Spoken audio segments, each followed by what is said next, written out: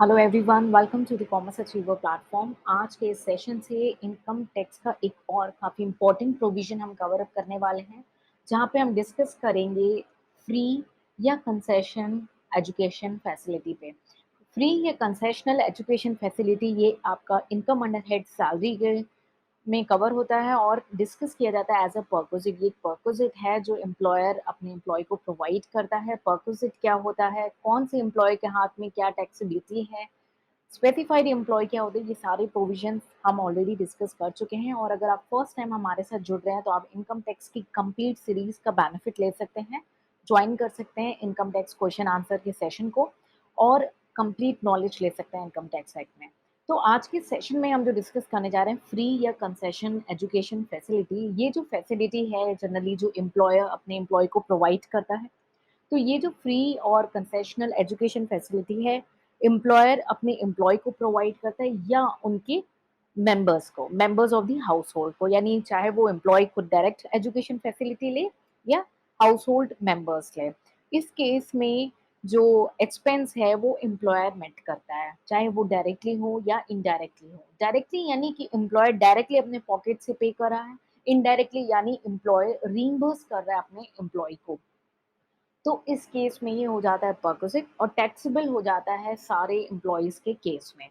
यहीं अगर education facility किसी स्कूल में मेंटेन की जा रही है, वो स्कूल एम्प्लॉयर का है या एम्प्लॉयर उसे अपनी जो है फ्री ऑफ कॉस्ट या कंसेशनल रेट में प्रोवाइड करता है, तो वो जो परक्विजिट है वो केवल स्पेसिफाइड एम्प्लॉयज़ के केस में टैक्सेबल होता है।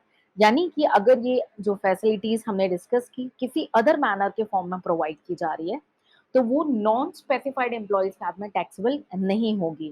ध्यान दें, अगर कोई और मोड है लाइक एजुकेशन फैसिलिटी जो प्रोवाइड कर रहा है एम्प्लॉयर या उसके मेंबर ऑफ द हाउसहोल्ड को, और वो एजुकेशन फैसिलिटी जो है एम्प्लॉयर खुद मेंटेन कर रहा है, वो एम्प्लॉयर उसे स्पॉन्सर कर रहा है, तो उस केस में ये सारे एम्प्लॉइज के हाथ में टैक्सेबल है। लेकिन अगर अदर कोई क्राइटेरिया है तो ये नॉन स्पेसिफाइड के हाथ में टैक्सेबल नहीं होगी। Specified and non specified employees क्या होते हैं हमने ऑलरेडी कवर अप कर लिया है, आप उसे डिटेल में रेफर कर लेंगे। ठीक है, तो हमने ये डिस्कस किया भाई कौन सा केस में किस एम्प्लॉय के हाथ में टैक्सेबल हो रहा है। तो अब हम चलते हैं वैल्यूएशन की ओर कि कैलकुलेशन यार अमाउंट क्या दिखाएंगे। ठीक है, तो इसको डिस्कस करेंगे, हम को लिंक करेंगे अपने प्रोविजन के साथ। एजुकेशन फैसिलिटी है, फ्री में दी गई है या कंसेशन में दी गई है, एम्प्लॉय को दी गई है या उसे किसी भी मेंबर ऑफ द हाउसहोल्ड को दी गई है। किसने दी है? एम्प्लॉयर ने दी है, उसका खर्चा एम्प्लॉयर मेट कर रहा है डायरेक्टली और इनडायरेक्टली। तो इस केस में अमाउंट किया जाएगा, वैल्यू किया जाएगा, जो भी कॉस्ट जो एम्प्लॉयर इनकर कर रहा है और उसने कुछ भी अमाउंट एम्प्लॉय से रिकवर करी है, उसका जो डिफरेंस होगा वो हो जाएगा परक्विजिट। ठीक है, कॉस्ट ऑफ एजुकेशन पर चाइल्ड को लिमिट किया गया है 1000 रुपीज पर मंथ। ध्यान देंगे 1000 रुपीज पर मंथ बोला है, यानी ईयरली 12,000 हो गया ये। लेकिन ये एजुकेशन पर चाइल्ड ही है, किसी other member of the household नहीं है, तो ये चाइल्ड के ऊपर ये बेनिफिट दिया गया है।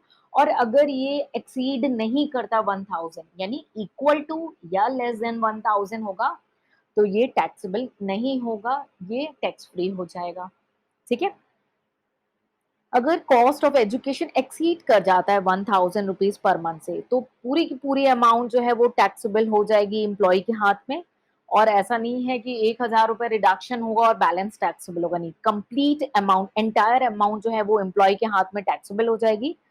ठीक है, और पर चाइल्ड के अकॉर्डिंग ये कैलकुलेशन होगा। तो मैंने दो इंपॉर्टेंट पॉइंट यहाँ पे आपको हाईलाइट किए, एक ये कि लिमिट जो है वो इक्वल टू या लेस देन 1000 है, दूसरा ये 1000 पर मंथ गिवन है, तीसरी बात ये केवल चाइल्ड के ऊपर एप्लीकेबल है, अदर हाउसहोल्ड मेंबर्स के ऊपर एप्लीकेबल नहीं होगा। ठीक है, अगर यही एजुकेशन फैसिलिटी किसी अदर मैनर में दी जाती है तो ये नॉन स्पेसिफाइड एम्प्लॉय के हाथ में नहीं टैक्सेबल होती, केवल स्पेसिफाइड एम्प्लॉयज के हाथ में ही टैक्सेबल होती है। ठीक है, अब मेंबर ऑफ द हाउसहोल्ड में कौन कौन कवर अप होंगे? स्पाउस, चिल्ड्रन, ठीक है, और चिल्ड्रन के spouse, parents, servants and dependents, कोई भी जो एम्प्लॉय के ऊपर डिपेंडेंट है उनकी भी एजुकेशन फैसिलिटी यहाँ पे कवर अप हो जाती है। ठीक है, यही हमने कहा कि अगर कोई अदर मोड ऑफ एजुकेशन है, यानी कि जो एजुकेशन फैसिलिटी है वो एम्प्लॉयर नहीं मेंटेन कर रहा या एम्प्लॉयर स्पॉन्सर नहीं कर रहा, तो उस केस में कैलकुलेशन कैसे होगी? उस केस में जो भी कॉस्ट जो है एजुकेशन का किसी सिमिलर इंस्टीट्यूशन में, सिमिलर लोकेलिटी में है, वो कॉस्ट, उसमें से अगर एम्प्लॉयी से कुछ भी रिकवरी हुई है, डिफरेंस फिगर हो जाएगा आपका परक्विजिट और ये टैक्सेबल होगा केवल और केवल स्पेसिफाइड एम्प्लॉयी में के हाथ में। ठीक है?